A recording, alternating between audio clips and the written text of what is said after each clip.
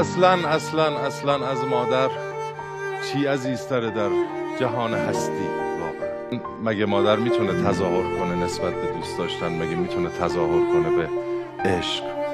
واقعی ترین انسان هستی مادره و دوست داشتنی ترین.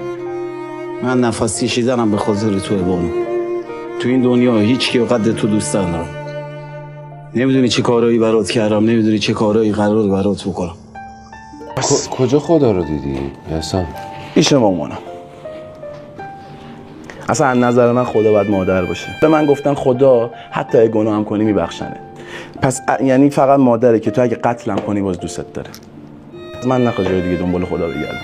صدای مورد علاقت چیه؟ میتونه هر صدایی باشه.